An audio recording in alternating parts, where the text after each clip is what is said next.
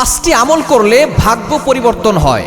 ভাগ্য পরিবর্তন হওয়ার কিছু আমল রয়েছে। আমলগুলো যদি আপনি করতে পারেন, অনেকেই অভাবে আছেন, অনেকে কষ্ট আছেন, অনেকে বিপদের ভিতরে আছেন, অনেকে টেনশনে আছেন, আপনি আপনার ভাগ্যটাকে যদি পরিবর্তন করতে চান, আপনি এই 5টা আমল করেন। নাম্বার 1, 1 নাম্বার হচ্ছে বেশি বেশি করে দোয়া করতে হবে।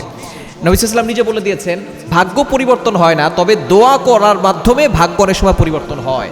ভাগ্য দোয়ার মাধ্যমে পরিবর্তন হওয়া সম্ভব।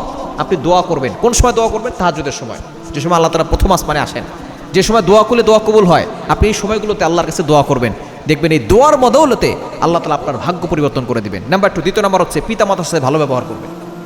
আল্লাহ তাআলা নিজে বলে দিয়েছেন, কোরআন খোলেন 15 নম্বর পারা 3 নম্বর পৃষ্ঠা 6, 7, 8, 9 নম্বর লাইনগুলোতে, সূরা বানী ইসরাঈলের 23, 24, 23, 24 নম্বর আয়াতে রব্বুল আলামিন বলেন, ওয়া ক্বাদা রাব্বুকা আল্লা তা'বুদু ইল্লা ইয়্যাহু ওয়া বিল ওয়ালিদাইনি ইহসানা।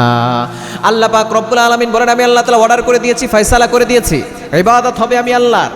এরপরে বলছেন অবিল ওয়ালিদাইনি ইহসানা, good dealings with parents, good behaviour with parents. পিতামাতার সাথে কখনো খারাপ ব্যবহার করবেন না, পিতামাতার সাথে ভালো ব্যবহার করবেন। পিতামাতার দোয়া আপনার ভাগ্য পরিবর্তন করে দিবে। নাম্বার 3, আত্মীয়তার সাথে সম্পর্ক বজায় রাখবেন। রক্তের সম্পর্ক যারা আছে সকলের সাথে সম্পর্ক বজায় রাখবেন, দেখবেন আল্লাহ তাআলা আপনার ভাগ্য পরিবর্তন করে দিবেন। 4 নাম্বার হচ্ছে আপনি ডোনেশন করবেন, দান করবেন।